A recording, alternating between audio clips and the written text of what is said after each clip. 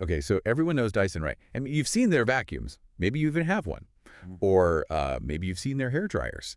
They've really made a name for themselves, haven't they? Oh, yeah, definitely. It's kind of amazing how they've made everyday appliances. Like, well, cool. It's like they're not just appliances anymore. Yeah, and that's what we're going to look at today. Like, how did they do that? You sent over some interesting stuff about how Dyson used market research to like get to where they are. It's more than just good engineering. Right. It's all about understanding people. Like, what do people actually want? Totally. So in this deep dive, we're going to see how Dyson took those consumer frustrations and turned them into products that like really change things. We'll start with their vacuum cleaners and then see how they did the same thing with other products like uh, cordless vacuums, robotic vacuums, air purifiers, even their hair care stuff. Exactly. So let's start at the beginning with the vacuum cleaners. What were the biggest problems people had with vacuums back then? Well, a lot of the stuff you sent over talked about how people hated bagged vacuum cleaners. Like Right. the whole process of replacing those bags, it was messy. And the suction would always get worse as the bag filled up. Plus, you had to keep buying new bags. It was just a pain. It's funny, right? All that trouble just because of a bag. Yeah. So what did Dyson find out about these problems? Like, what did their research actually show? One of the sources talked about how Dyson did in-home trials. Like they went into people's houses and watched them use their vacuums. Oh, Yeah, and it wasn't just about people saying they didn't like the bags. You could see the frustration on their faces, like how grossed out they were by the whole thing. I bet. Seeing someone's face tells you a lot more than a survey, that's for sure. So that's when Dyson came up with the cyclonic bagless vacuum.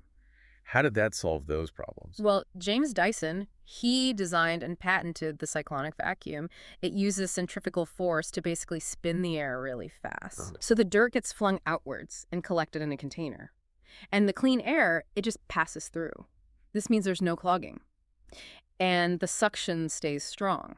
Their first one, the DC-01, came out in 1993, and it was a huge deal. A total game changer. So suddenly you had better suction and no more bags to mess with. It was exactly what people wanted. Yeah, it was a big improvement for, hygiene and all that, and it was perfect for that whole trend of wanting products that would just last without a lot of hassle or extra costs. Makes sense.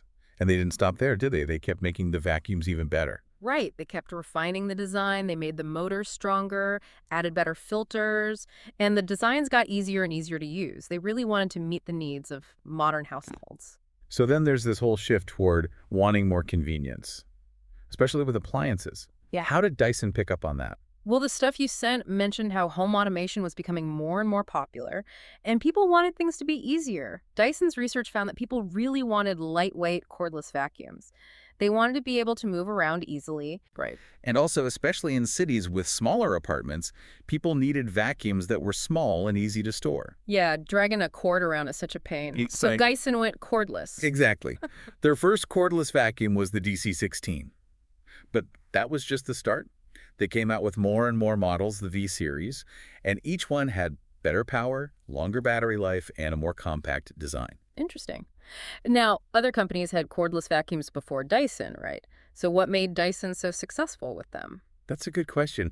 You know, Dyson probably dug deeper into what people didn't like about other cordless vacuums, like maybe they didn't have enough suction or the battery died too quickly, and then Dyson focused on fixing those problems. Gotcha. So they made their cordless vacuums powerful and the batteries lasted a long time. That was a big difference. Okay, and then came robotic vacuums. It's like the next logical step after cordless, right? It is. Dyson knew that people really wanted hands-free cleaning, so they came up with the 360i. What's cool about it is that it doesn't just bump around randomly like some other robotic vacuums. Oh, yeah. It has a camera that sees everything around it. It uses, like, really smart software to figure out the best way to clean. Wow. Kind of like a self-driving car. It's super efficient. That makes so much more sense. So Dyson's not just following trends, they're actually leading the way in smart home tech. Absolutely. They're always thinking about what could be better. From bags and cords to robotic vacuums that actually clean well, Dyson's always been ahead of the game. Okay, so Dyson didn't stop with vacuum cleaners, did they? They got into air purifiers and even hair care. What made them decide to go into those areas? Yeah, that's right. Their research showed them that people were starting to worry about things like air quality inside their homes. There's all these pollutants and allergens floating around, especially bad for people with breathing problems or allergies. Makes sense. And with hair care, People were frustrated with how much heat regular hair dryers used. It was really damaging their hair. So with air purifiers, Dyson took their knowledge about airflow and used it in a whole new way. What did they come up with? They created the Dyson Pure Cool and the Dyson Pure Hot Plus Cool. And they're not just air purifiers, they also heat and cool the air. Nice. So they do a bunch of things in one. It's all about making people more comfortable and healthy in their homes. Multifunctional products are the best. And then there's hair care. Yeah. That was kind of a surprise, right? What were they trying to solve there? Well, the big problem was that hair dryers were using way too much heat, which led to frizz, breakage, and just damaged hair over time. Dyson's engineers studied how air flows and how heat spreads for like years before coming up with the Dyson Supersonic hair dryer. It uses really precise heat control, and it has a super fast motor, so you can dry your hair quickly without all that heat damage. And that hair dryer became a really big deal, didn't it? It was like the fancy hair dryer to have. Right, and it wasn't just about drying your hair anymore, it was about taking care of your hair. And then they came out with the Dyson Airwrap, which can curl and style your hair without any heat at all. It's really solidified their reputation in the beauty industry. They're really good at looking beyond just what a product is supposed to do and seeing how it can be even better. Like, they're solving problems people don't even realize they have. Totally. They're not just making small changes, they're rethinking whole product categories. And it all comes back to those frustrations and desires that they find in their research. And they've really shaken things up in the market. They become known for innovation. Definitely. They've come in and changed the game for so many products. They're not afraid to try new things. And that's a big reason why people are so loyal to the brand.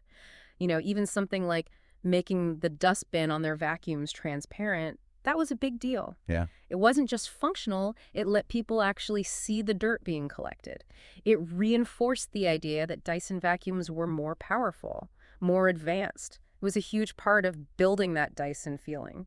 Yeah, people like feeling like they're getting the latest technology when they buy a Dyson. And they're willing to pay for it. Right. That's reinforced by how well made their products are. They use really good materials, they look great, and they last a long time. People see buying a Dyson as an investment.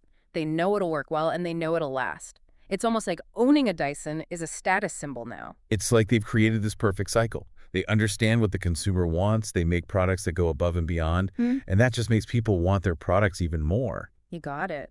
They're not just meeting needs, they're creating new ones. And the stuff you sent over is a perfect example of that. They invested like over $2.5 billion in R&D for cordless vacuum technology. Wow. Yeah, and that led to the Dyson V10, and it was so good that they decided to stop making corded vacuums entirely. That's incredible. That's some serious confidence. It shows how much faith they have in their research and development. So what's the big takeaway here? Like, if someone's listening to this, what should they learn from Dyson? The big takeaway is that listening to your customers is crucial. And not just through surveys, but by really paying attention to what they struggle with every day.